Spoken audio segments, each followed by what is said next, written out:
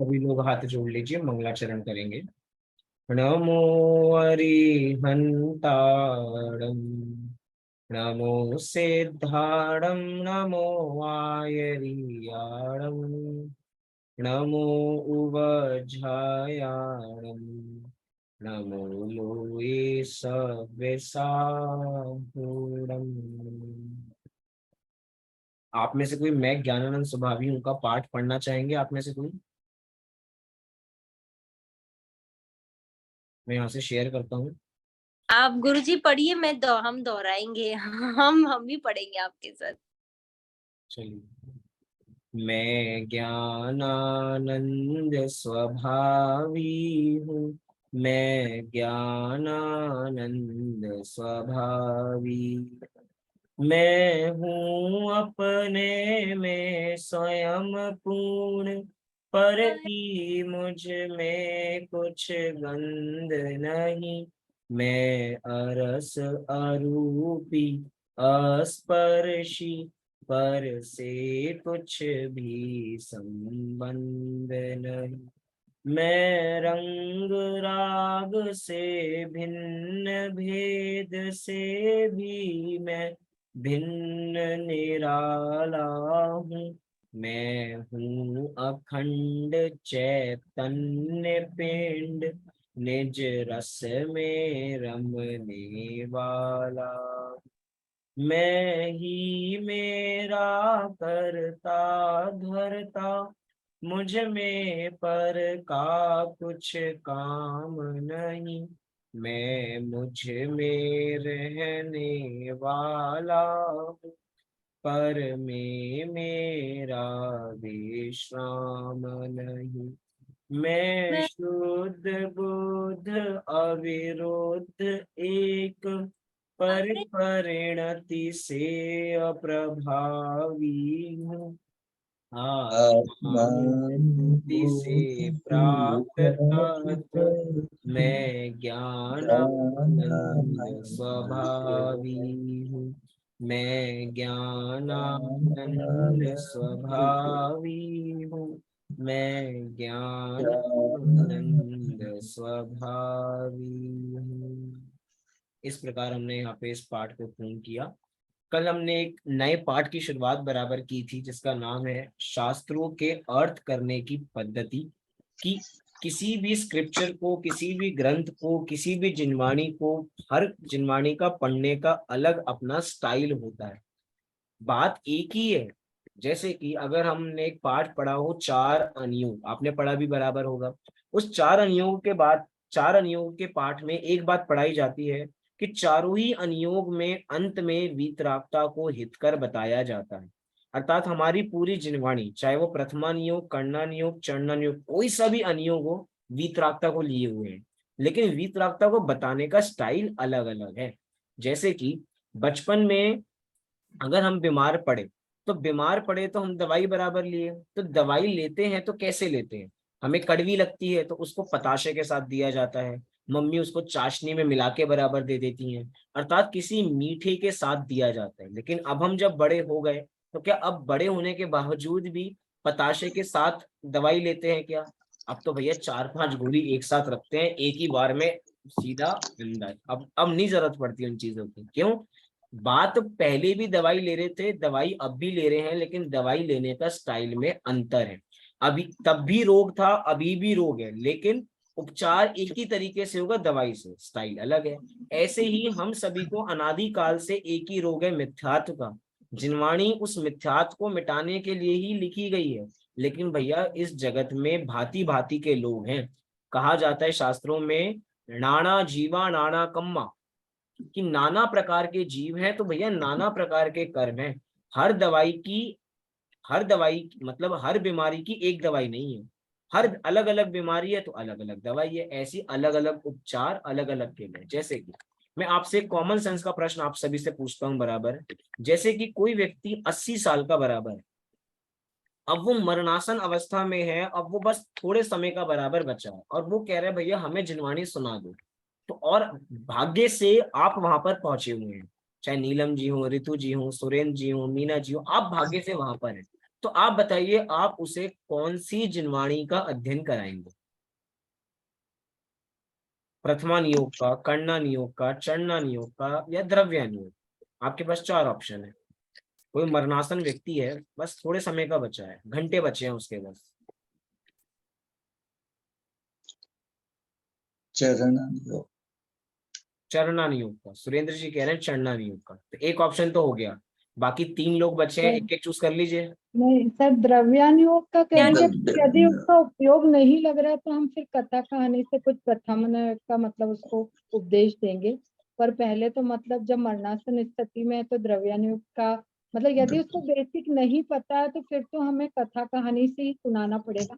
यदि चलो कुछ मैं बेसिक बता रहा हूँ, पता है वो ऐसा व्यक्ति है जिसने कभी बेसिक जाना ही नहीं है। फिर जितना आप प्रथमानुयोग पढ़ की जितना आप पढ़ के आ चुके हो उसको उतना भी नहीं पता। तो अब क्या बताओ? प्रथमानुयोग की कहानी से उसको करेंगे संबोधन। प्रथमा नियोग, 1 घंटा बचा है उसका बस मरने में। और बताइए, 2 अनियोग उसके चले भाव गए। निर्मल हो बस, बाकी तो अब 1 घंटा। सर 1 घंटा बचा, ये हम कैसे जान सकते हैं? मैं बता रहा हूँ ना, अरे मैंने कहानी बनाई है ना, बात तो ये है। अब नीलम जी और मीना जी के पास एक एक अनियोग बचा है। 2 अनियोग तो हो गए, एक प्रथमा नियोग हो गया और चंडा नियोग हो गया। आपका तो कोई बड़ा विचार? द्रव्यानुयोग। द्रव्या नियोग। क्यों द्रव्या ऐसे नियोग?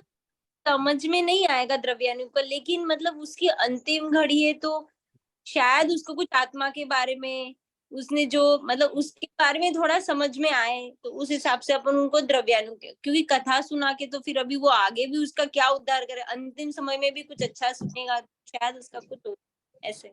चलिए, और मीना जी एक अनियोग बचा है बस, करना नियोग आप बता दीजिए। आज वो ऑफ पर है मुझे। मेरा भी द्रव्यानुयोगी है।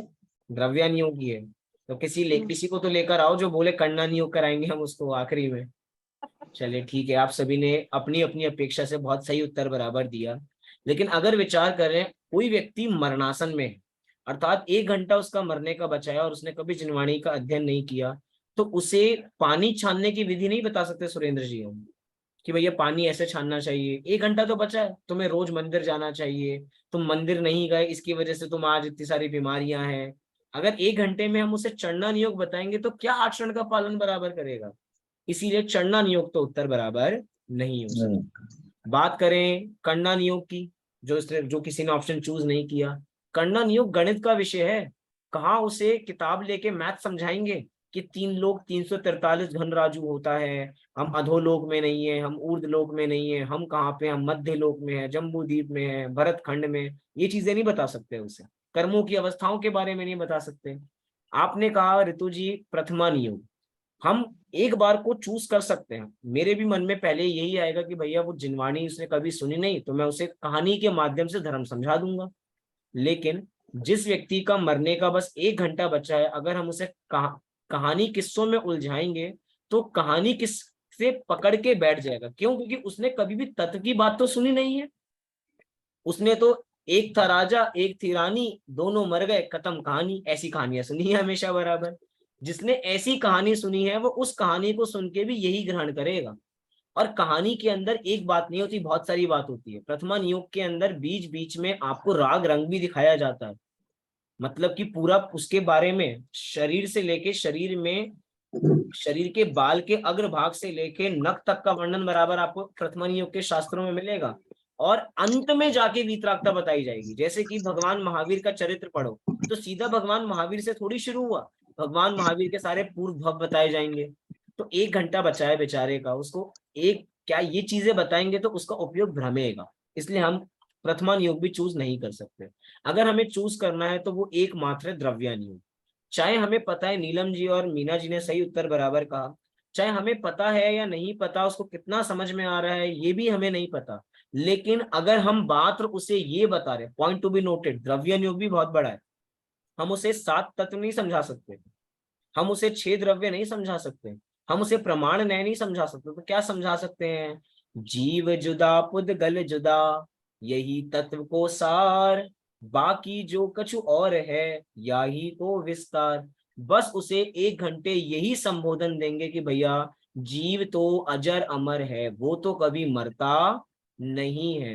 जो मर रहा है वो तुम नहीं हो, शरीर मैं नहीं हूं, शरीर अलग है, वो तो जड़ है, वो जानता देखता नहीं है, अर्थात उसे प्रयोजन भूत का ज्ञान देंगे। ये बात मैं नहीं कह रहा, यही प्रश्न मोक्षमार्ग प्रकाशक में पंडित टोडरमल जी ने उपस्थित किया और उसका यही समाधान उन्होंने बराबर दिया है। आइए बिना समय, मतलब ये मैं इसलिए बता रहा हूं कि शास्त्रों के अर्थ करने की पद्धति, किस समय कौन सा शास्त्र काम में आएगा, इसका ज्ञान भी होना कितना जरूरी है। कि कोई व्यक्ति अगर हमारे ही घर में समाधि मरण ग्रहण करने वाला है या उसका समाधि मरण है, तो भैया हम उसे क्या बात सुनाएंगे। अब इसका निर्णय हमें करना पड़ेगा अगर हम घर में अकेले हैं तो। चलिए हम पीडीएफ के सारी बातें बराबर पढ़ते हैं। मैंने आपको एक होमवर्क बराबर दिया था, आप सभी ने किया क्या? सर 2 पेज पढ़े मैंने। चलो ये मुझे अच्छा लगा, होमवर्क याद है और काम भी बराबर किया। कि पढ़ने को कहा था कि कम से कम 2 पेज पढ़े तो हमें विषय में सरलता आएगी। आपको कुछ दो समझ पेज में में आया? 2 पेज मैंने भी पढ़े हैं भैया जी। बहुत सुंदर। सर उसमें बस ये आया कि हम सही जानने की पद्धति, मतलब क्वेश्चन आंसर रूप में है टोडरमल जी से, कि मतलब सही हम पढ़ने पद्धति नहीं जानते तो जिनवाणी पढ़ के भी हम मिथ्यात्व का पोषण करते हैं। और आगे थोड़ा सा टफ हो गया था निश्चय व्यवहार का और ये सब कुछ आया था कि उस तरह से समझना चाहिए, तो वो फिर मैं 2 पेज के बाद छोड़ दिया, मैंने नहीं पढ़ा। आज 2 पेज पढ़ लेंगे, अब कल आगे 2 पेज पढ़ लेंगे। तो बहुत सुंदर सुरेंद्र जी और ऋतु जी, आप सभी ने पढ़ा बराबर। पढ़ के विषय और सरल हो जाता है। अब जो जो आप पढ़ेंगे उसको आप बाकियों के मुकाबले जल्दी कैच करेंगे। देखिए पढ़ना प्रारंभ करते हैं। पंडित टोडरमल जी के द्वारा ही एक मोक्षमार्ग प्रकाशक ग्रंथ है। उसी मोक्षमार्ग प्रकाशक का 8वां अधिकार, पूरा का पूरा 8वां अधिकार इसी पे आधारित है, अनियोग पद्धति। अर्थात 4 अनियोगों की पद्धति किस प्रकार होती है, किसको पहले पढ़ना चाहिए, किसको बाद में पढ़ना चाहिए, कौन से जीव को क्या पढ़ना चाहिए, इनमें भूल बराबर क्या होती है, तो पूरे के पूरे 8वें अधिकार में उन्होंने वो विषय दिया। वहीं से ये चैप्टर बराबर बनाया गया है। देखिए पंडित टोडरमल जी और साथ ही साथ में दीवान रतन चंद जी का बहुत सुंदर संवाद यहाँ पे है, उसी के माध्यम से अपनी चर्चा प्रारंभ करते हैं। मंगलाचरण। इस भव तरु का मूल एक, जानहु मिथ्या भाव, ताको करि निर्मूल अब, करिए मोक्ष उपाय। कितना सुंदर कह रहे हैं, करिए मोक्ष उपाय, कि मोक्ष का उपाय कीजिए। कैसे उपाय करेंगे, तो कह रहे हैं इस भव तरु का मूल एक, कि इस भव रूपी संसार का एक ही मूल है। तरु मतलब होता है वृक्ष, वृक्ष का मूल। अगर वृक्ष को ऊपर से मतलब उसकी टहनियां काट दी जाएंगी तो वापसी दोबारा उग जाएंगी, लेकिन अगर उस पेड़ को, तरु को, वृक्ष को जड़ से उखाड़ फेंक दिया जाएगा तो अब उसके चांसेस हैं ही नहीं उगने के। यहाँ पर कह रहे हैं कि भैया इस संसार का एक ही मूल है, वो है जानहु मिथ्या भाव। अर्थात मिथ्यात्व ही है वो हमारा जो सबसे बड़ा शत्रु है। हम कई बार अपनी कषायों को कम करने पे ज्यादा ध्यान देते हैं, मिथ्यात्व को दूर करने से ज्यादा। आपने भी देखा होगा, हम अपनी मिथ्या मान्यता को दूर नहीं करते, हम ये कहते हैं भैया क्रोध मत करो, मान मत करो। कोई ये नहीं कहता भैया मिथ्यात्व को दूर करो। अरे मिथ्यात्व दूर हो जाएगा तो ऑटोमेटिक क्रोध मान माया लोभ खुद शांत हो जाएंगे। हम जड़ पे काम करेंगे तो ऑटोमेटिक बराबर होगा। फिर कह रहे हैं ताको करी निर्मूल अब, अर्थात इसको मूल से हटाकर क्या होगा, करिए मोक्ष उपाय। अब मोक्ष का उपाय बराबर होगा। क्या होगा, तो इसका नीचे इसका अर्थ भी बराबर लिखा कि इस संसार रूपी वृक्ष की जड़ एक मिथ्यात्व ही है, अतः उसको जड़ मूल से नष्ट करके ही मोक्ष का उपाय किया जा सकता है। जो जीव जैन है, जिन आज्ञा को मानते हैं, उनमें भी मिथ्यात्व क्यों रह जाता है, हमें आज यह समझना है। क्योंकि मिथ्यात्व का अंश भी बुरा है और सूक्ष्म मिथ्यात्व भी त्यागने योग्य है। अब यहाँ पे एक पॉइंट बराबर दिया कि जितना विषय लिया ना, पंडित टोडरमल जी ने 7वां अधिकार लिखा, वहां पे 7वें अधिकार में जैनियों को भी मिथ्या दृष्टि बताया। वहां पे मिथ्यात्व की बात कही। मिथ्यात्व 2 प्रकार का होता है, हम सभी को पता होगा, ग्रहित और अग्रहित। चौथे अधिकार में अग्रहित मिथ्यात्व की बात की और 7वें अधिकार के अंदर ग्रहित मिथ्यात्व की बात की। और ग्रहित मिथ्यात्व में किसको खड़ा किया कटघरे में, अजैनियों को नहीं किया, जैनियों को किया कि भैया हम सभी नाम के पीछे जैन लगाने से जैन नहीं है। घर के बाहर देख कर आओ, नेम प्लेट पे क्या लिखा है, जैन। पासपोर्ट पे क्या लिखा है, जैन। आधार कार्ड पे क्या लिखा है, जैन। तो हम क्या है, जैन। अरे इससे जैन नहीं है हम वास्तव में, ये तो हम उसके बावजूद भी, जैन होने के बावजूद भी मिथ्यात्व रह जाता है। तो क्यों रह जाता है वो यहाँ पे समझाया जा रहा है। क्यों? क्योंकि जैनियों का जो मिथ्यात्व का अंश है ना, किसी की भी बात करें, वो मिथ्यात्व का अंश भी बुरा है। इसीलिए सूक्ष्म मिथ्यात्व भी त्यागने योग्य है। कभी आप ये मोक्ष में प्रकाशक पढ़ेंगे, तब वहां पे सूक्ष्म मिथ्यात्व का मतलब क्या होता है। एक है मिथ्यात्व और एक है सूक्ष्म मिथ्यात्व। जब कभी उस विषय को देखेंगे तब सूक्ष्म मिथ्यात्व का अर्थ कभी और समय रहेगा तो तब बराबर जानेंगे। अभी इस विषय को आगे देखते हैं। यहाँ पे लिखा दीवान रतन चंद, आप में से ही कोई संवाद बराबर पढ़िए, बहुत सुंदर संवाद है, उसी का हम अर्थ बराबर देखते जाएंगे। दीवान रतन चंद जी कौन कौन बनना चाहेगा और पंडित टोडरमल जी कौन बनना चाहेगा? सर मैं पंडित तोरनमल जी मैं बनूं? चलिए पंडित टोडरमल जी स्वीटी जी, बचे दीवान दीवान रतन चंद रतन जी। चंद जी मैं बनती हूँ सर। चलिए पढ़िए। जो जीव जैन है और जिन आज्ञा को मानते हैं, फिर उनके मिथ्यात्व कैसे रह जाता है? जिनवाणी में तो मिथ्यात्व के पोषक बात नहीं है। पंडित टोडरमल ठीक कहते हो, जिनवानी में तो मिथ्यात्व की पोषक बात नहीं है, पर जो जीव जिनवानी के अर्थ समझने की पद्धति नहीं जानते, वे उसके मर्म को तो समझ नहीं पाते, अपनी ही कल्पना से अन्यथा समझ लेते हैं, अतः उनका मिथ्यात्व नहीं छूट पाता है। बहुत सुंदर। दो बातें बराबर यहाँ पे लिखी कि जो जीव जैन है, जिनकी आज्ञा मानते हैं, उनके मिथ्यात्व कैसे रह जाता है। सबसे बड़ी बात, आप कह रहे हैं कि मिथ्यात्व रह जाता है, तो क्या हमारी जिनवाणी में मिथ्यात्व का निरूपण किया गया है क्या? हमने तो पढ़ा है कि वीतरागता बताई है, और आप कह रहे हो कि भैया जिनवाणी पढ़ के भी लोग मिथ्या दृष्टि रह जाते हैं। तो मतलब कहीं ना कहीं हमारी जिनवाणी में ही खोट होगा, हो सकता है मिथ्यात्व का पोषण किया है। तो बहुत सुंदर पंडित टोडरमल जी ने उत्तर दिया कि भैया जिनवाणी तो कभी भी मिथ्यात्व का पोषण नहीं करती, वीतरागता की पोषक ही जिनवाणी कहलाती है। देवशास्त्र गुरु की पूजन में जयमाला में हम पंक्ति पढ़ते हैं बराबर कि जो वीतरागता की पोषक है वही जिनवाणी है। तो फिर गलती क्यों हो जाती है? अरे जिनवाणी में गलती नहीं है, जिनवाणी को पढ़ने वालों में गलती है। अर्थात जिनवाणी को जिस अपेक्षा से लिखा गया है, जिस पद्धति से लिखा गया है, उस पद्धति से पढ़ो तो समझ में आएगी। पद्धति गलत लगाओगे तो समझ में नहीं आएगी। हम एक ग्रंथ का विषय दूसरे ग्रंथ से टैली करेंगे तो समझ में नहीं आएगा। मतलब कि समय सार में अगर निश्चय नय की प्रधानता से कथन किया गया है, तो कण्णा नियोग में व्यवहार नय की मुख्यता से कथन किया गया है। अगर समय सार के अंदर जीव को मुख्य किया गया है, तो घूमट सार जीव कांड कर्म कांड के अंदर कर्म को मुख्य किया गया है। जहां जिसकी मुख्यता हो उस अपेक्षा से कथन समझना। जब कर्म को बलवान बताया जा रहा हो तो कर्म को बलवान समझना, जब जीव को बलवान बताया जा रहा हो तो जीव को समझना। गलती क्या होती है? जब कहा जाता है कि जीव बलवान है तो कहता है नहीं नहीं कर्म बहुत बलवान है, और जब कहा जाता है कर्म बहुत बलवान है, नहीं नहीं ये तो कर्मों को भी हरा सकता है जीव, इसलिए जीव बलवान है। अरे दोनों ही कथन ठीक है, लेकिन अपनी अपेक्षा से। वही बात है, जिसको तलवार चलानी आती है, तलवार चलाना बहुत भारी काम है, क्योंकि तलवार से दूसरे की गर्दन भी काटी जा सकती है, और अपनी गर्दन में चलाने वाले की कला होनी चाहिए, जिनवाणी को पढ़ने की कला होनी चाहिए। आपको पता है पंडित बनारसी दास जी का नाम सभी ने सुना होगा। पंडित बनारसी दास जी समय सार को पढ़ के स्वच्छंदी हो गए थे। स्वच्छंदी हो गए थे मतलब एकांतिक रूप हो गए थे, कि अब कमरे में जाके नग्न होने की प्रैक्टिस किया करते थे। लेकिन भैया तब उनको पता लगा कि भैया नहीं, मात्र समय सार को पढ़ने से काम नहीं होगा।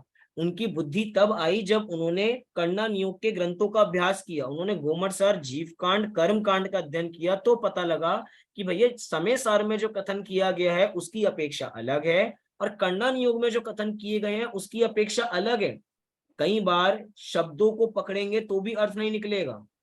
मतलब जो बात जहां पर लिखी है उसका वैसा अर्थ नहीं निकलेगा, कोई और अर्थ बराबर निकलेगा। जैसे कि कई बार हमें मम्मी कहती है कि बेटा देखकर आओ कि खाना बना या नहीं बना, या कभी कभार ऐसा कहा जाता है कि जरा उस चीज को देखना वो ठंडी हुई या नहीं हुई।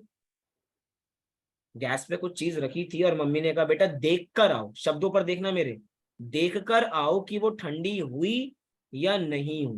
देखने से कैसे पता लगेगा ठंडी हुई या नहीं? बिना छुए पता लग सकता है क्या? मम्मी को ये कहना चाहिए था कि छू कर आओ, लेकिन क्या कहा जाता है? देख कर आओ। कई बार हमारे घरों में वचनों का प्रयोग होता होगा कि भैया दरवाजे पर ताला मार दो। सुना है आपने कभी ऐसा?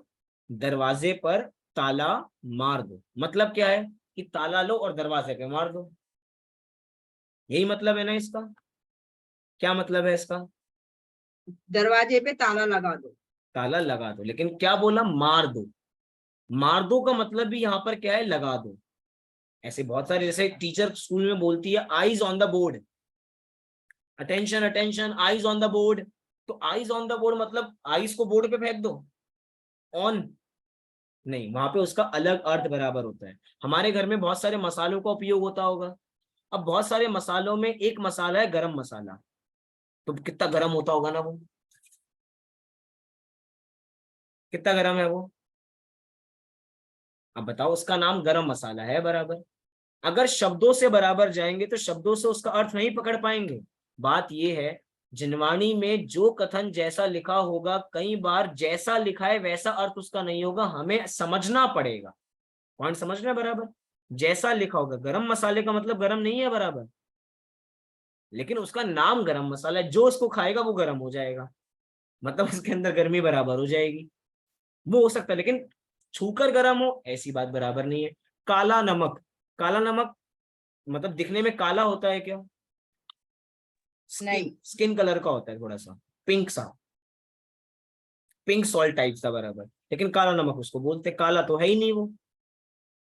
अब समझो बात क्या कही जा रही है, लेकिन कहने वाली बात की भी अपेक्षा कोई अलग बराबर होगी, हमें उसको समझना पड़ेगा। यही यहाँ पर कह रहे हैं कि जिनवाणी में कथन तो ठीक है, लेकिन जो उसको पढ़ने वाले हैं उसकी पद्धति नहीं जानते, इसीलिए उसका मर्म नहीं पकड़ पाते, अपनी ही कल्पना से अन्यथा समझ लेते हैं, कुछ का कुछ समझ लेते हैं। जिनवाणी में कुछ लिखा और अपने से अर्थ बराबर उसका समझ लिया। चलिए आगे, अनम्यूट कीजिए, अनम्यूट। तो क्या जिनवाणी के अर्थ समझने की कोई पद्धति भी है? पंडित टोडरमल, क्यों नहीं? प्रत्येक काम करने और प्रत्येक बात समझने का अपना एक तरीका होता है। जब तक हम उस तरीके को न समझ ले, तब तक कोई भी काम अच्छी तरह न तो कर ही सकते हैं, ना और कोई बात सही रूप से समझ ही सकते हैं। बहुत सुंदर। साथ ही साथ में एक चीज और हम बराबर समझें कि इन संवादों को भी पढ़ने का एक तरीका होता है। यहाँ पे लिखा ना एक तरीका, तो इस संवाद को भी पढ़ने का तरीका है। जब भी हम संवाद पढ़ें तो जो बोल रहा है उसका नाम नहीं बोला जाएगा। जैसे लिखा ना पंडित टोडरमल जी, तो पंडित टोडरमल जी नहीं बोलेंगे कि पंडित टोडरमल जी ये बोल रहे हैं, खुद थोड़ी बोलेंगे पंडित टोडरमल जी। ऐसी दीवान रतन चंद जी ये बोल रहे हैं, नहीं, दीवान रतन चंद जी ने डायलॉग बोला अपना और उसके बाद सीधा अगला डायलॉग, ऐसा। क्या प्रश्न है? तो क्या जिनवाणी के अर्थ समझने की भी कोई पद्धति है? क्यों नहीं, प्रत्येक काम करने की अपनी अपनी पद्धति होती है, प्रत्येक काम समझने का अपना एक तरीका बराबर होता है। जब तक हम उस तरीके को ना समझ लें, तब तक कोई भी काम अच्छी तरह ना तो कर ही सकते हैं, ना कोई बात सही रूप से समझ सकते हैं। हमारे भारत की संस्कृति है कि भैया हमारे यहाँ ज्यादातर महिलाएं साड़ी पहनती हैं, सही है, लेकिन आप देश के कोने कोने में जाओगे तो हर जगह साड़ी ही पहनी जाएगी, लेकिन साड़ी पहनने के तरीके अलग अलग। पॉइंट समझना बराबर क्या कहा जा रहा है? कोई सीधा, कोई उल्टा, कोई इस तरफ, कोई इस तरफ बराबर। अब महाराष्ट्र में जाओगे तो भाई जैसे धोती के स्टाइल में पहनते हैं वैसे महिलाएं बराबर पहनती हैं। हमारे ऐसे मतलब उत्तर भारत के अंदर चीजें नहीं चलती, दक्षिण भारत में चीजें चलती हैं। पहना क्या जा रहा है? पहना साड़ी ही जा रही है, लेकिन उसको पहनने का तरीका है। वही तरीका है जिनवाणी की, भैया जिनवाणी एक ही है, लेकिन उसको बताने का तरीका है। और सबसे बड़ी बात, जैसे कि कोई प्रथमा नियोग का नाम बताओ, कोई प्रथमा नियोग के शास्त्र का नाम बताओ। जैन कथा संग्रह। जैन कथा संग्रह। चलो ये तो जैन कथा संग्रह तो संग्रह हो गया, मूल कोई ग्रंथ बताओ। जैन पद्म रामायण। पुराण की। जैन रामायण। जैन पद्म रामायण, पुराण। पद्म पुराण। तो पद्म पुराण किसने लिखे?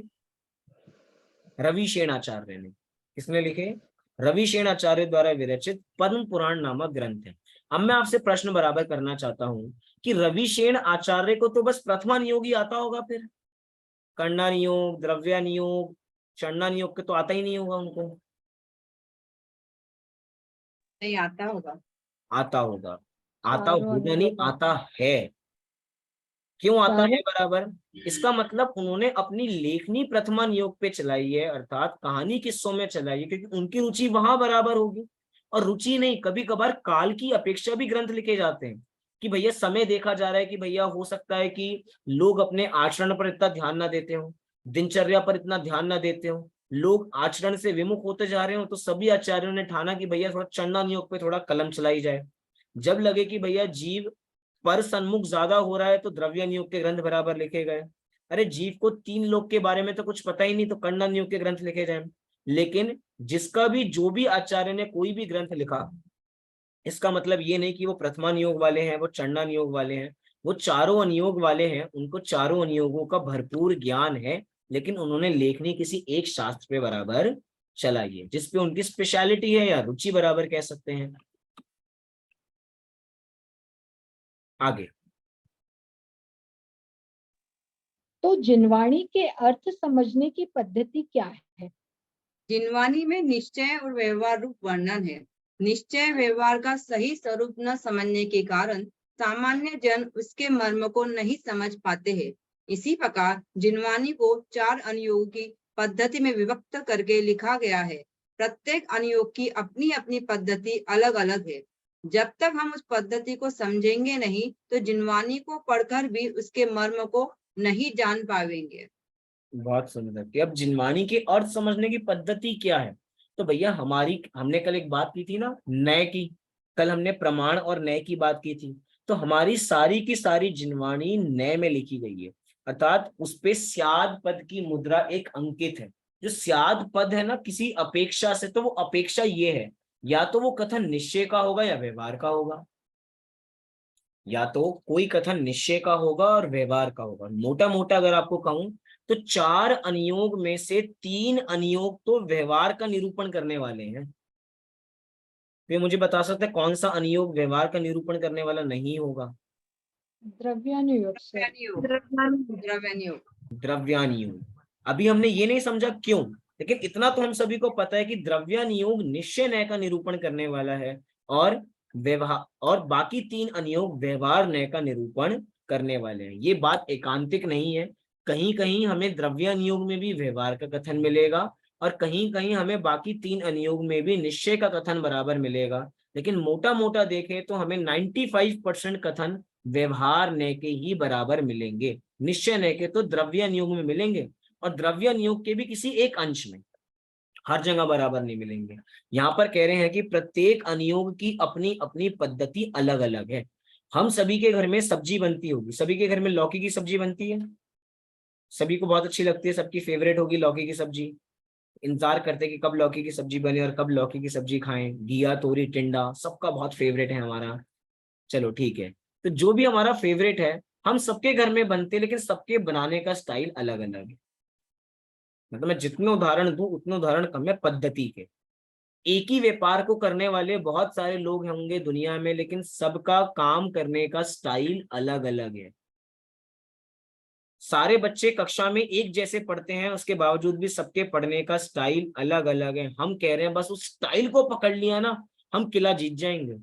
हमें सारे शास्त्र ऐसे समझ में आएंगे, हमें किसी की जरूरत बराबर नहीं पड़ेगी। बस क्या समझना है हमें, हमें उसकी अपेक्षा समझनी है कि वो कथन किस अपेक्षा से बराबर किया गया है। निश्चय की अपेक्षा से किया गया और व्यवहार की अपेक्षा से किया गया। पॉइंट टू बी नोटेड, निश्चय और व्यवहार मात्र कथन में होते हैं, वस्तु में नहीं होते। क्या कहा? जितने भी नए होते हैं वो वस्तु में नहीं होते कि भैया आत्मा तो निश्चय होगी, शरीर व्यवहार होगा। ऐसे ही होता है ना, आत्मा निश्चय और शरीर व्यवहार। अगर हमारी ऐसी मान्यता है तो ये मान्यता बिल्कुल गलत। क्यों? क्योंकि किसी वस्तु का नाम निश्चय या किसी वस्तु का नाम व्यवहार नहीं है। समझने का तरीका है निश्चय व्यवहार, अर्थात कथन करने की शैली है नय। वस्तु का नाम निश्चय नय व्यवहार नय नहीं है। हम ये नहीं कह सकते रुमाल आपको दिखाई दे रहा है ना, ये रुमाल है निश्चय में और ये है व्यवहार में, ऐसा नहीं, इसका नाम नहीं है। इसको किस अपेक्षा से कहा जा रहा है वो, जैसे कि इसी रुमाल की बात बराबर करें, ये रुमाल किससे बना है? कॉटन थ्रेड से। कपड़े से। थ्रेड से, कपड़े से। तो मतलब अगर ये कहेंगे कि ये किससे बना है और उत्तर आएगा कि कपड़े से बना है, तो ये हो गया निश्चय न का कथन।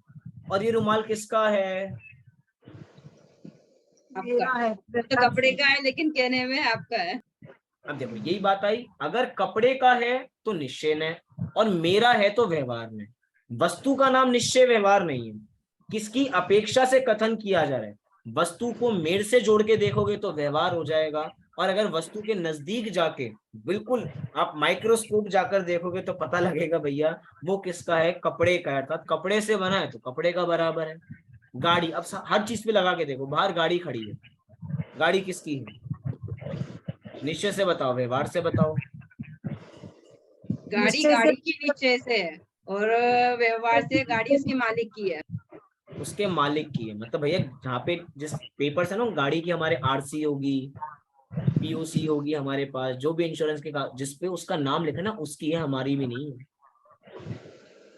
और वैसे देखा जाए तो गाड़ी गाड़ी की है, उद्गलों की, पुद्गलों की है, बहुत सुंदर, पुद्गलों के समूह की बराबर। अच्छा घर किसका है? अरे नहीं, घर तो मेरा है, घर तो मेरा, घर निश्चय नहीं, घर तो मेरा, यही है ना। अपना मान के। अब इसमें भी दोनों बातें, कि अगर ये कह रहा हूं कि ये घर मेरा है जहां पे मैं बराबर बैठा हूं, तो ये तो हो गया व्यवहार न्याय का कथन। और निश्चय क्या है कि भैया ये तो ईंट पत्थर का है, ईंट पत्थर सीमेंट से बना हुआ है तो इसी का बराबर है, मेरा कैसे है बराबर। लेकिन जब कहा जाएगा मेरा, अब देखना पॉइंट बराबर पकड़ना, कभी ये कहा जाए ना ये घर मेरा है, आपको कोई कहे कि भैया मैं आपसे पूछूं कि मीना जी आप कहाँ रहते हैं? सूरत में। आप, अरे सूरत तो बहुत बड़ा हो गया। अच्छा, ऐसे बटार पे। कहाँ रहते हैं? मैं अपने घर में। अपने घर में। तो अब मैं सामने से क्यों, अरे ऐसे कैसे, घर तो घर का है, आप अपने घर में कैसे रहते हैं, घर आपका थोड़ी हो गया।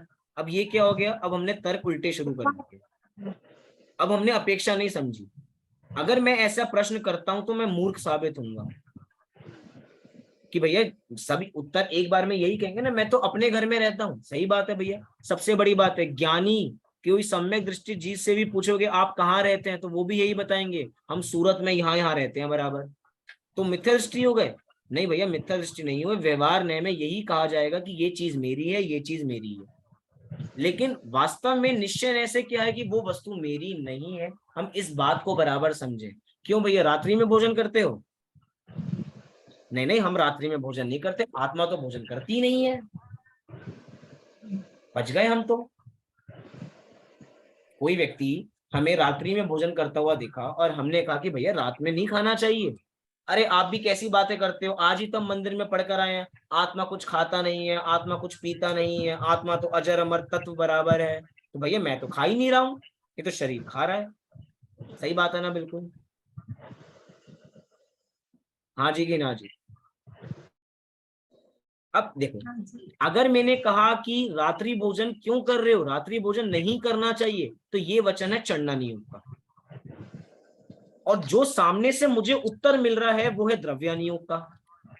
अब दोनों, अगर दोनों कथन अपने में सत्य हैं लेकिन दोनों को मिक्स करोगे तो भैया अपेक्षा नहीं बैठेगी। जो कथन जिस अपेक्षा से किया जाएगा उस अपेक्षा से ही करना चाहिए। कोई कहे भैया मंदिर क्यों नहीं जाते हो, अरे पूरा संसार घूम लिया, संसार में घूमने लायक कोई जगह नहीं है इसलिए मैं मंदिर नहीं जाता। अब बोलो, हम तो चंडा नियोग की प्रेरणा था, चंडा नियोग कहेगा मंदिर जाना चाहिए। अरे तुमने चींटी को क्यों मार दिया, अरे चींटी तो अपनी योग्यता से मरती है, मैंने नहीं मारा। अब हमारे मुनिराजों के जीवन में बैलेंस देखो कितना बढ़िया है। मुनिराज 4 हाथ भूमि आगे देख के चलते हैं, उनको भी पता है, पॉइंट बराबर सुनना, उनको भी पता है कि भैया चींटी का मरना जीना अपनी आयु कर्म से है, मैं उसको मार नहीं सकता, मैं उसको बचा नहीं सकता। उसके बावजूद भी 4 कदम आगे देख के चलते हैं, अर्थात 4 हाथ की भूमि देख के चलते हैं। क्यों चलते हैं? कि भैया चढ़ना नियोग अपनी जगह है, द्रव्य नियोग अपनी जगह है। दोनों का मतलब दोनों को सेम ट्रैक पे रखना ये सम्यक दृष्टि का काम है। मिथ्या दृष्टि तो सबको मिला के वो अपना हित करना चाहता है, अपना हित। हमारे यहाँ जैन दर्शन के अंदर रात्रि भोजन का निषेध है, तो बोलो रात्रि भोजन के अंदर फलाहारी आ जाती है ना? नहीं, फलाहारी खा सकते हैं? नहीं, मैं ये पूछ रहा हूँ, रात्रि भोजन हमने कहा कि भैया हमारा रात्रि भोजन का त्याग है, लेकिन हम चिप्स खा लेते हैं, फ्रूट्स तो ले लेते हैं हम, तो बोलो रात्रि भोजन का त्याग है ना हमारा? नहीं, इतना तो चलता है, इतना तो चलता है, ये तो खा सकते हैं, खा सकते हैं ये। नहीं बिल्कुल। देखो हमने गलियां निकाल रखी हैं। अब ये क्या है, शास्त्र को शस्त्र बनाना। अगर कोई आपको ये कहता हुआ बराबर मिले ना, तो उसको ये कहना कि भैया तुम खा लो, निषेध नहीं है। पॉइंट सुनना बराबर, क्या कहना चाहता हूँ, निषेध नहीं है, लेकिन ये मत कहो कि जिनवाणी में ऐसा लिखा है कि इतना तो चलता है।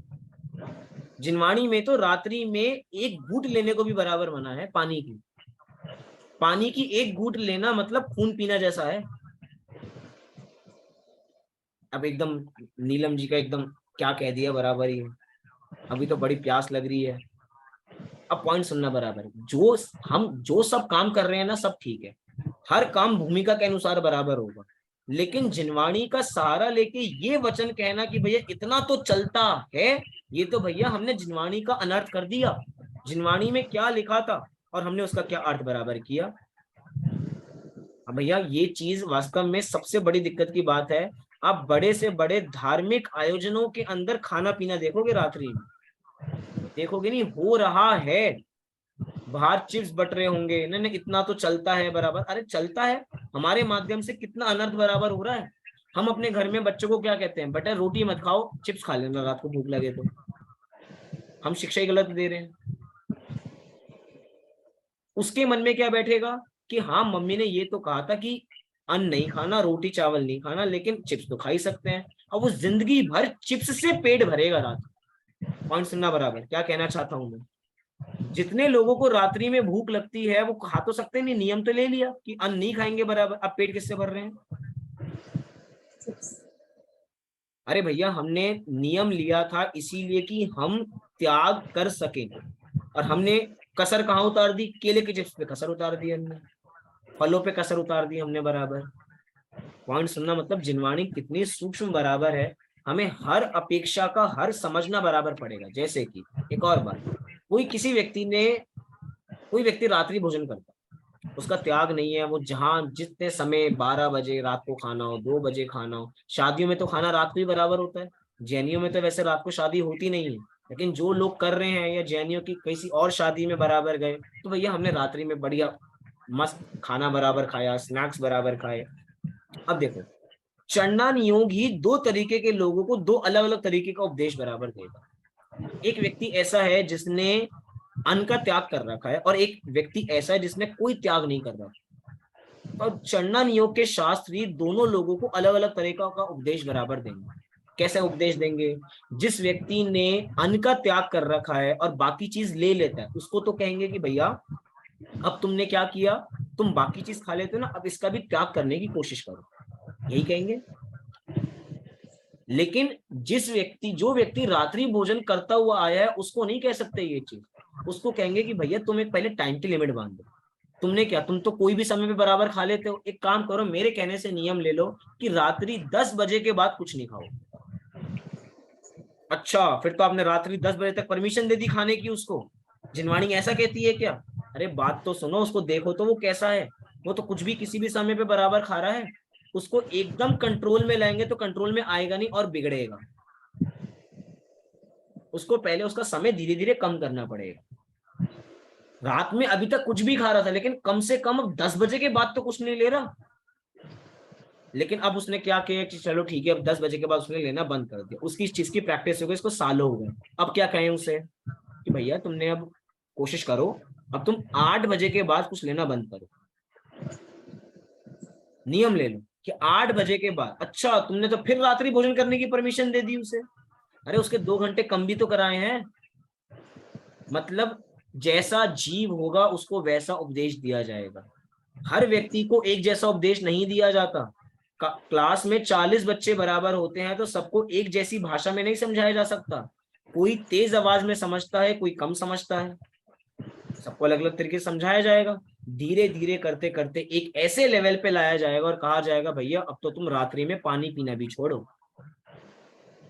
मुझे नहीं पता, मुझे आप लोगों का परिचय नहीं है कि आप लोगों का कितना त्याग है या कितना त्याग नहीं है, लेकिन जितना भी है हम उसके अंदर कहीं ना कहीं कटौती कर सकते हैं। अगर हम आज जमीकंद का सेवन करते हैं तो नियम ले लीजिए जमीकंद का सेवन नहीं करेंगे। अब मैं ये नहीं कह रहा, अगर रात्रि भोजन करते हैं ना तो रात्रि भोजन कर लो, लेकिन उस रात्रि भोजन में जमीकंद मत रखो। धीरे सुनना, कोई इसको आधा सुन के ना जाए बराबर कि ये तो रात्रि भोजन की परमिशन दे रहे हैं। रात्रि भोजन की परमिशन नहीं दे रहे हैं, उसका जमीकंद कम करा रहे हैं, जमीकंद हटवा रहे हैं। जब जमीकंद हमारे खाने से हट जाए उसके बाद उसका धीरे धीरे समय कम कराएंगे। एक साथ इतनी बड़ी सजा सुना दी जाएगी तो भैया वो तो भाग जाएगा, वो एक चीज का भी त्याग नहीं करेगा। ये है जिनवाणी की हमारी पद्धति। सबको एक तरीके से, मतलब कि हर को एक तरीके से मापा जाएगा ऐसा नहीं है। सब जीव अलग अलग तरीके के, तभी कहा नाना जीवा नाना कम्मा। नाना तरीके के जीव हैं और नाना तरीके के भाव हैं। चलिए अब आगे कोई और पंडित रतन चंद जी बनना चाहेगा, दीवान रतन चंद जी और पंडित टोडरमल जी। मीना जी क्या बनेंगे आप? मीना जी क्या बनेंगे आप? कोई भी, ये पढ़ू क्या? दीवान रतन चंद जी का। पंडित टोडरमल जी, नीलम जी, पंडित टोडरमल जी, चलिए पढ़िए। कृपया आज हमें निश्चय व्यवहार का स्वरूप और अनुयोगों की पद्धति के बारे में ही समझाइए। निश्चय व्यवहार की बात तो विस्तार से कुछ दिन पूर्व ही समझा चुका हूँ, तथा 4 अनुयोगों के बारे में भी एक दिन विस्तार से बताया था। आगे पढ़िए। हाँ, उनकी सामान्य जानकारी तो हमें है, पर हम तो आज उन्हें शास्त्रों के अर्थ समझने की पद्धति के संदर्भ में समझना चाहते हैं। पढ़िए। आपको निश्चय व्यवहार का स्वरूप ज्ञात है, तो बोलिए निश्चय किसे कहते हैं और व्यवहार किसे? यथार्थ का नाम निश्चय है और उपचार का नाम व्यवहार। अथवा इस प्रकार भी कह सकते हैं कि एक ही द्रव्य के भाव को उस स्वरूप ही निरूपण करना निश्चय नहीं है, और उस द्रव्य के भाव को अन्य द्रव्य के भाव स्वरूप वर्णन करना स्वव्यवहार। बस बस, हमने इतना सारा इसलिए पढ़ा क्योंकि इसमें इतनी कोई बात बराबर नहीं है। ये सारे जितने डायलॉग लिखे गए हैं इसलिए लिखे गए हैं कि जो पूर्व चैप्टर इस पाठमाला में आए उसके अनुसार हम कुछ दिन पूर्व निश्चय व्यवहार का पाठ पढ़ के आ चुके हैं और 4 अनुयोग का। लेकिन अगर हम आरंभ पाठशाला के अनुसार भी चले तो हम भी निश्चय व्यवहार का स्वरूप और 4 अनुयोग का पाठ पढ़ के आ चुके हैं। हम सभी को भी पता होगा कि निश्चय नय किसे कहते हैं और व्यवहार नय किसे कहते हैं। तो पंडित दीवान रतन चंद जी ने बहुत सुंदर उत्तर दिया कि यथार्थ का नाम तो निश्चय है और उपचार का नाम व्यवहार है। मतलब एक शब्दों में और कहें तो यथार्थ का नाम निश्चय और अयथार्थ का नाम व्यवहार। जो हमें सत्य लग तो रहा है लेकिन सत्य नहीं है। अगर ग्राउंड रियलिटी चेक करने जाएंगे तो हमें कुछ और ही पता लगेगा। वो तो हो गया निश्चय है, लेकिन ऊपर ऊपर से देखो तो भैया हमें वो बात भी ठीक लग रही है। अर्थात जहाँ पे मिलावट के साथ कथन किए जाते हैं वो है व्यवहार ने, और जहाँ बिना मिलावट के कथन किए जाते हैं वो है निश्चय ने। इसी को लिखा कि एक ही द्रव्य के भाव को उस स्वरूप ही निरूपण करना निश्चय ने, और उस द्रव्य के भाव को अन्य द्रव्य के भाव स्वरूप वर्णन करना वो व्यवहार ने। जैसे कि मैं आप लोगों से पूछता हूं, हमारे यहाँ कहा जाता है कि हम कितने इंद्रिय जीव हैं? 5 इंद्रिय जीव है। अब देखना, इसी एक शब्द है 5 इंद्रिय जीव। 5 इंद्रिय जीव 2 बार बोल रहा हूं मैं। अब समझ, कोई हिंट करो, समझ रहा है कोई? निश्चय व्यवहार लगा के देखोगे तो आपको समझ में आएगा बराबर। 5 इंद्रिय जीव, 5 इंद्रिय जीव। क्या जीव के पास इंद्रियां होती हैं? नहीं, शरीर की अपेक्षा। शरीर की अपेक्षा। लेकिन अब अगर हमें जीव की पहचान करनी है तो भैया जीव की पहचान तो 5 इंद्रियों से ही होगी। जब तक हम निश्चय को नहीं पकड़ पाएंगे। कोई कहे भैया आत्मा दिखाओ, आत्मा कहाँ है, हाथ पे रख के दिखाओ, बोलो हाथ पे रख के दिखा सकते हैं आत्मा को? नहीं। तो हम कहेंगे भैया जो ये 5 इंद्रिय जीव है ना, 5 इंद्रिय जीव, इसी के अंदर आत्मा है। तो हमने 5 इंद्रिय जीव की मदद से उस आत्मा को पकड़ने की कोशिश की। हम कहें कि भाई देखो वहां चींटी जा रही है, इसको मत मारो, वहां पे चींटी जा रही है। तो हमने वास्तव में चींटी को बचाना है, चींटी की आत्मा को बचाना है? चींटी की आत्मा। लेकिन चींटी की आत्मा को बचाने के लिए हमने कहा कि भैया देखो चींटी जा रही है, तो चींटी की मदद से चींटी की आत्मा बच गई। लेकिन अगर हमें चींटी की आत्मा की पहचान करनी है तो उसके शरीर से करनी पड़ेगी। आज हम सभी का एक नाम क्या है, कॉमन नेम क्या है हम सभी का, कोई बता सकता है? आत्मा। आत्मा, आत्मा, आत्मा, आत्मा। यहाँ पे 7 आत्माएं हैं। कितनी आत्माएं हैं? यहाँ पे 7 आत्माएं हैं। लेकिन अगर हमें डिफरेंशिएट करना है तो क्या करना पड़ेगा? नाम से नाम से। शरीर का जो नाम है उससे। शरीर की अपेक्षा से हम सबकी शरीर की संरचना अलग अलग है, हम सबके नाम अलग अलग है, हम अलग अलग जगह बराबर बैठे हुए हैं। एक है कॉमन नाम आत्मा। लेकिन आत्मा से कैसे पहचान होगी? हम कैसे कहेंगे, हम आपका नाम कैसे ले पाएंगे? मैंने कहा आत्मा आप बोलो, तो आप सातों बोलने लगोगे। लेकिन हमें तो किसी को बोलना पड़ेगा ना। एक पिक्चर आई थी, इसमें एक घर में सभी का नाम परमिंदर था। कोई कॉमेडी पिक्चर थी बराबर, खिचड़ी थी शायद, खिचड़ी द मूवी। उसमें सारे लोगों का नाम क्या था? परमिंदर। कि भैया परमिंदर का फोन आया है। अब परमिंदर का फोन आया तो सारे परमिंदर उठ के आ जाते थे, सारे के सारे परमिंदर। अब भैया किस परमिंदर की पहचान करें हम? अलग तो कोई नाम डिफरेंशिएशन के लिए तो कुछ ना कुछ करना पड़ेगा हमें। यही कह रहे हैं कि भैया जीव की पहचान करने के लिए कोई ना कोई मिलावटी कथन बराबर के, कि एक द्रव्य का दूसरे द्रव्य से अगर कनेक्शन जुड़ गया, हमारा कनेक्शन हमारा किससे है? शरीर के साथ है। ये आपका घर बहुत अच्छा है, ये पीछे ब्राउन पेंट हो रहा है ना आपके यहाँ व्हाइट बराबर हो रहा है, आपके यहाँ ब्लर हो रहा है पीछे, मतलब जो मुझे दिखाई दे रहा है बराबर। अब ये सब पहचान बराबर कैसे हो रही है? कि भैया आप सूरत के हैं, आप अहमदाबाद के हैं, आप असम के हैं, आप चंडीगढ़ के हैं, आप दिल्ली के हैं, कैसे हो पा रही है पहचान? अरे भैया यही है अनात्मभूत लक्षण। अब लो, हमने पहले पढ़ा था ना लक्षण लक्षणाभास, याद कीजिए।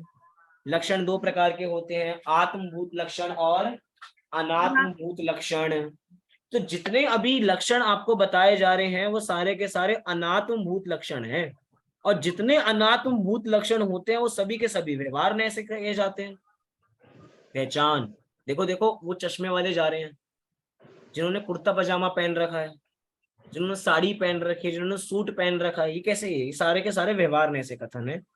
उससे हमने उस व्यक्ति को पकड़ लिया। अब देखो इस परिभाषा को देखोगे तो आपको बराबर समझ में आएगा। क्या लिखा? एक ही द्रव्य के भाव को उस स्वरूप ही निरूपण करना। आत्मा जैसी है उसका वैसा निरूपण कर देना। आत्मा कैसी है? ज्ञानानंद स्वभावी, मैं ज्ञानानंद स्वभावी हूं। ये तो हो गया एक ही द्रव्य के भाव को उस रूप ही निरूपण करना निश्चय है। लेकिन अब उसी एक आत्मा को उस द्रव्य में लिखा ना, उस द्रव्य, किस द्रव्य? एग्जाम्पल के लिए लीजिए एक आत्मा, उसी एक आत्मा के भाव को अन्य द्रव्य के भाव स्वरूप वर्णन करना। पॉइंट टू बी नोटेड, उसी स्वरूप वर्णन करना, अर्थात वर्णन करने का नाम व्यवहार न है, वस्तु का नाम व्यवहार नहीं है। निश्चय हो गया। पहचान करने का चिन्ह, ये कहें कि भैया कहने न होते हैं वाणी में। एक और आप डिफरेंस लिख सकते हैं बराबर, न वस्तु में नहीं होते, न वाणी में होते हैं। न कहाँ होते हैं? न वाणी में होते हैं, न वस्तु में नहीं होते। वस्तु में होते हैं? नहीं होते। किस में होते हैं? वाणी में, अर्थात कहने में न है। और दूसरा एग्जांपल अगर हम समझें कि कथन करना व्यवहार है, अर्थात व्यवहार न को हमने कहा, तो भैया व्यवहार न का कथन तो कथन बराबर रहेगा ही रहेगा, लेकिन उसको वैसा ही मान लेना वो मिथ्यात्व है। क्या? व्यवहार को कहना मिथ्यात्व नहीं है, लेकिन व्यवहार को मानना मिथ्यात्व। समझ में नहीं आया? हमने भैया आत्मा की पहचान की शरीर से, और पहचान करने के लिए कहा है शरीर से कि पंच इंद्रिय जीव, 2 इंद्रिय जीव, 3 इंद्रिय जीव, ये जीव की पहचान कराने के लिए हमने 2 इंद्रिय, 3 इंद्रिय, 4 इंद्रिय लाए कि ये त्रस है, ये स्थावर है। ऐसे हमने भेद बराबर किए, ये त्रस होते हैं, स्थावर होते हैं, जीव की पहचान के लिए। लेकिन कोई ऐसा ही माने कि जीव तो त्रस ही होते हैं, जीव तो स्थावर ही होते हैं, ये उसका मिथ्यात्व हो गया। मतलब कहना व्यवहार है, मानना मिथ्यात्व है। क्या हेडलाइन क्या निकली हमारी? कहना व्यवहार है और मानना मिथ्यात्व है। मतलब अगर मिलावटी कथन होगा तो कहना है, वो वस्तु ऐसी है नहीं। ग्राउंड रियलिटी चेक करोगे तो आपको कुछ का कुछ ही बराबर मिलेगा, वस्तु ऐसी होगी नहीं। जैसे अभी मैंने एग्जांपल दिया, आईज ऑन द बोर्ड, कहना व्यवहार है, मानना मिथ्यात्व है, मिथ्यात्व है। आप कोई करने ही लग जाए ऐसा बराबर तो दिक्कत बराबर हो जाएगी। ताला मार दो, अब कोई ताला मार दो, अरे मेरे सिर पे मार गया बीच में ताला बराबर, गेट पे ताला मार दो। कहना व्यवहार है, मानना मिथ्यात्व है। वाणी ऐसी ही होगी। ऐसे ही हमारे चारों अनुयोगों में जब व्यवहार न्याय का कथन किया जाएगा तो वस्तु को समझाने के लिए कथन किया जाएगा, लेकिन वैसा ही मानना मिथ्यात्व है। जैसे कि हम नानी के घर गए और मामा के बच्चों ने मेरी मम्मी को बुआ बुआ कहा और मैं गुस्सा हो गया कि आप तो मेरी मम्मी हो, बुआ कैसे हो गई आप? नहीं नहीं नहीं, आप मेरी मम्मी हो, आप बुआ नहीं हो सकते। अब बोलो, कहना व्यवहार है, मानना मिथ्यात्व है। मिथ्यात्व है। समझ में आया? ये सब तरीके हैं बराबर।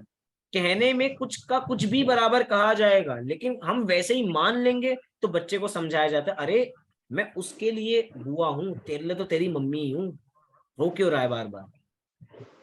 अब समझा दिया बराबर उसे। मतलब कहना व्यवहार है, मानना मिथ्यात्व है। इसी बात को अगर हम समझ लें तो भैया हमें सम्यक दर्शन हुए बिना नहीं रहेगा। चलिए आगे पढ़िए। तब तो आपको यह भी मालूम होगा कि व्यवहार नहीं, सर्वद्रव्य, स्वद्रव्य, परद्रव्य को, उनके भावों को व कारण कार्यादिक को किसी में मिलाकर निरूपण करता है, और निश्चय नहीं उन्हीं को यथावत निरूपण करता है, किसी को किसी में नहीं मिलाता है।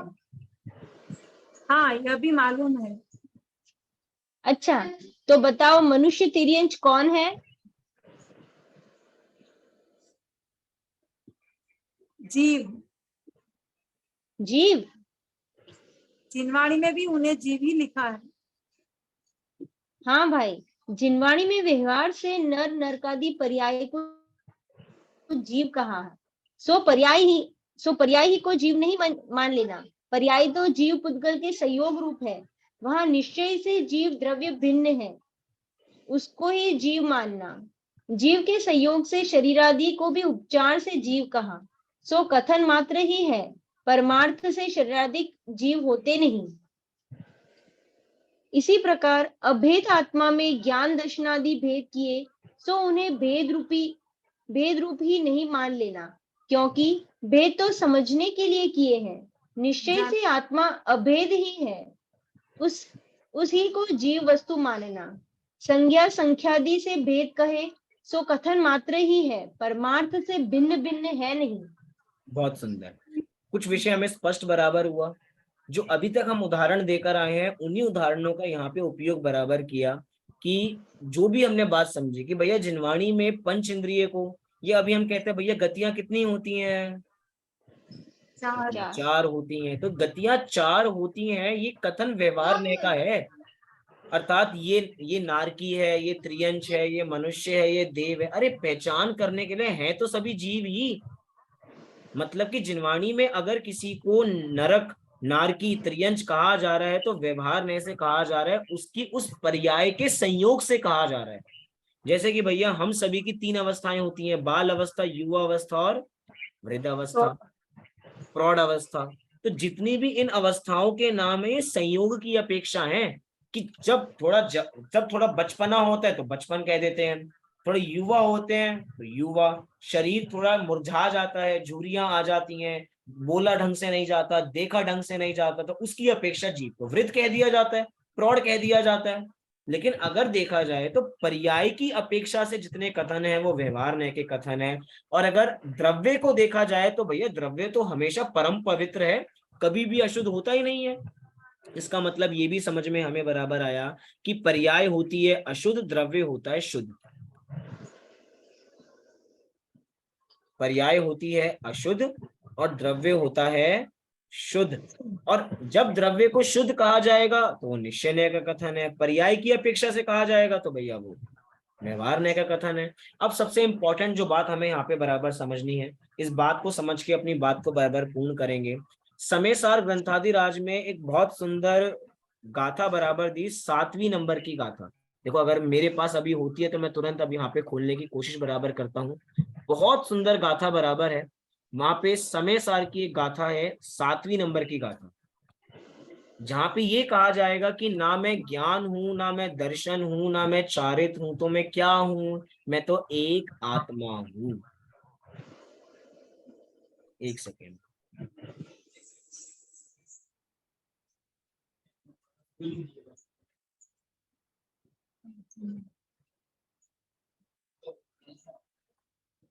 आपको समय सार दिख रहा है क्या? हाँ भी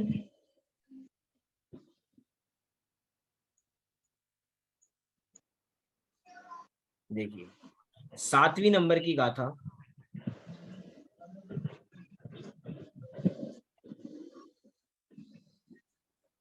पढ़ता हूं मैं यहां से। देखो क्या लिखा, व्यवहारेणु वदिस्सदि नाणेस्य चरितं दंसणं नाणं न विनाणं न चरितं न दंसणं जाणगो शुद्धो। क्या कहा, हिंदी में पढ़ते हैं इसको। दृग ज्ञान चारित जीव के हैं, यह कहा व्यवहार से, ना ज्ञान दर्शन चरण ज्ञायक शुद्ध है परमार्थ से। समझ में आया क्या कुछ? समझ में आया कुछ? कितने लोगों को समझ में आया? आ गया तो मेरा काम खत्म हो जाता है। देखो दो कुछ बातें हमारी अगर समझ में आई भी हों तो और थोड़ी विशेषता सही समझते हैं। अगर हमारे शास्त्रों में हमने कहा कि भैया आत्मा कैसी होती है, आत्मा का स्वरूप क्या है? जो शुद्ध चैतन्य नित्य है, निरंजन है, शुद्ध है, निर्विकल्प है, जीव किसे कहते हैं? जो जानता ज्ञान दिखता दर्शन है। ज्ञान चेतना। बहुत ज्ञान चेतना, जो जानता देखता है। अब पॉइंट सुनना, अगर हमने बोला कि जीव जानता देखता है तो जानना देखना हमें समझाने के लिए भेद किए गए हैं, लेकिन जानना देखना कोई अलग अलग नहीं है। समझ में आया ना? मैं हमारे 7वीं नंबर की गाथा में कहा जा रहा है ना मैं ज्ञान हूं, ना मैं दर्शन हूं, मैं ना चारित्र हूं। अरे ये कैसे हो गया? अभी तो कहा कि मैं जानता हूं देखता हूं, और यहाँ कह रहे हैं ना मैं जानता हूं, ना मैं देखता हूं, ना मैं चारित्र का पालन करता हूं। क्यों नहीं करता? क्योंकि इनमें भेद है, और जहां भेद है वहां अशुद्धि है, और जहां अभेद है वहां अशुद्धि नहीं है। आगे जाके 38वीं नंबर की गाथा में कहा जाएगा, अहमे को खलु शुद्धो, मैं एक हूं इसीलिए शुद्ध हूं, अनेक हो जाऊंगा तो अशुद्ध हो जाऊंगा। आत्मा के अनंत गुण एक साथ रहते हैं इसीलिए शुद्ध है, लेकिन अनंत में अगर भेद कर देंगे तो अशुद्धि हो जाएगी। भेद कर देंगे मतलब क्या? कि भैया कहीं पर भी भेद पड़ जाता है तो मजा नहीं आता। भेद पड़ जाए मतलब क्या? विकल्प। विकल्प हो गए ना हमारे सामने, ज्ञान दर्शन चारित्र, ये तीन अलग नहीं है, मैं इन तीनों के एक रूप हूं। पॉइंट समझना बराबर। अगर तीन कर दिया तो तीन में विकल्प हो गए, ज्ञान दर्शन चारित्र। अरे तीन नहीं, मैं तो एक रूप हूँ। एक रूप, वो एक रूप क्या है? वो एक रूप मेरी आत्मा है। समझाने की अपेक्षा से आपको समझाया कि हमारी आत्मा में ज्ञान है, हमारी आत्मा में दर्शन है। अब वो समय सार में 47 शक्तियां है ना परिशिष्ट में पीछे। अब देखो अगर हमें जिनवाणी पढ़ने की पद्धति आ जाएगी तो हमें पता लग जाएगा कि भैया हमारी आत्मा में 47 शक्तियां जो गिनवाई गई है तो अनंत, लेकिन जो 47 शक्तियां गिनवाई गई हैं वो अगर गिनवाई गई हैं तो व्यवहार नय से हैं। समझ में नहीं आया कुछ? अरे 47 संख्या में नहीं है अनंत, और अनंत में एक रूप है। अब मुझे लग रहा है थोड़ा ऊपर से जाना तो नहीं है। सर 47 शक्तियाँ भेद रूप में बताई है, इसलिए भेद व्यवहार रूप से में कहा है। बताइए, इसीलिए व्यवहार है। हम कह रहे हैं वो भेद रूप में नहीं है, वो अभेद रूप में है, वो एक साथ बराबर है। भेद करके देखेंगे तो अशुद्धि होगी, अभेद करके देखेंगे तो अशुद्धि नहीं होगी। मतलब जहां भी भेद डाल दोगे ना वहां दिक्कत है बराबर। जैसे कि छोटा सा उदाहरण देके अपनी बात को पूरी करते हैं। हमारे घर में कोई मेहमान बराबर आया और हमारे घर में बच्चे छोटे हैं, तो अक्सर मेहमान आकर बच्चों से मतलब बच्चों से पूछते हैं, बेटा बताओ मम्मी ज्यादा प्यार करती है पापा। अब भैया बच्चे के सामने मम्मी पापा दोनों बैठे हैं, वो लोग किसका नाम ले? द्वंद में है वो, द्वंद में डाल दिया, परेशान है बराबर। मम्मी का नाम ले दे तो अच्छा बेटा चॉकलेट मैं ही दिलाता हूँ, खिलौने मैं ही दिलाता हूँ। और पापा का नाम ले दिया, अच्छा तुम्हारी सूसू पोटी मैं साफ करूं, और उसके बाद तुम बाद में पापा का नाम ले दो बराबर। अब क्वेश्चन ही बच्चे से ऐसा पूछे, मम्मी ज्यादा प्यार करती है पापा। अब देखना पॉइंट, प्रश्नकर्ता का प्रश्न ही गलत है, क्योंकि कोई भी बच्चा अपने माता पिता को भेद करके नहीं देखता। उसने प्रश्नकर्ता ने उसमें भेद डाला कि तुम एक ऑप्शन चुनो कि मम्मी अच्छी है या पापा अच्छे हैं। अरे वो तो माता पिता को एक जैसा देखता है। भेद कर दिया तो अशुद्धि हो गई, भेद कर दिया तो लड़ाई हो गई, और अभेद देखेंगे तो हम तो प्यार मोहब्बत से एक साथ रहते हैं। समझ में आया कुछ? अभी बहुत समय हमारा हो गया, आप सभी आज लोग बहुत लेट आए थे, मुझे लगा कि आज कक्षा ही बराबर नहीं है, बस सुरेंद्र जी थे और कोई नहीं था बराबर। आप सभी 20 पर बराबर आए हैं, हमने 21 पे क्लास शुरू की और 21 पे हमारा समय 1 घंटा पूरा हुआ बराबर। हम अगली बार जब भी आए तो समय से बराबर आए, तो समय से हमारी कक्षा बराबर पूर्ण होगी। कल तो मैंने बहुत समय से पहले छोड़ दिया था, आज नहीं छोड़ूंगा बराबर। छोड़ दूं क्या? आप जो बोलो, हाँ बोलोगे तो चलाएंगे, नहीं बोलोगे तो रोक देंगे। नहीं सर, छोड़ दीजिए अभी। नहीं सर मुझे नहीं, चलाइए, अभी हमको छोड़ दे। ऐसा पनिशमेंट नहीं मिलनी है, मुझे चाहिए। लगा नहीं आगे पढ़ाइए ऐसा बोलो। पढ़ाइए हम पढ़ाइए। सर चलाइए, हमें पनिशमेंट मिलना चाहिए, हम 10 मिनट लेट चलो हो अगर गए। पनिशमेंट चाहिए तो 10 मिनट आप सभी घर में खुद से वो 2 पेज आगे के पढ़ के रखेंगे, यही पनिशमेंट है और यही आपका होमवर्क बराबर है। तो हम सभी पक्का। अपना होमवर्क करें और इस बात को पकड़े कि शास्त्रों को क्या पद्धति है। अभी भी बहुत सारी बातें हैं और शास्त्रों की पद्धति इस पाठ को पढ़ के समझ में नहीं आएगी। हम जब जिनवाणी पढ़ेंगे और इसको इस पे अप्लाई करेंगे तो हमें समझ में आएगी। तो हम जिनवाणी का अध्ययन ज्यादा से ज्यादा करें तो हमें ये सारी पद्धति समझ में आएगी। मेरी तरफ से आज की कक्षा यहीं पे पूर्ण होती है। अगली मुलाकात हमारी अगले सोमवार मंगलवार को बराबर होगी। अभी आपका कोई प्रश्न हो तो आप अभी मेरे से पूछ सकते हैं। होगा नहीं किसी को प्रश्न? समय हो गया। चलिए अभी की बात को हम यहीं पे पूर्ण करते हैं। सभी को सादर जय श्री जय जय जय जय।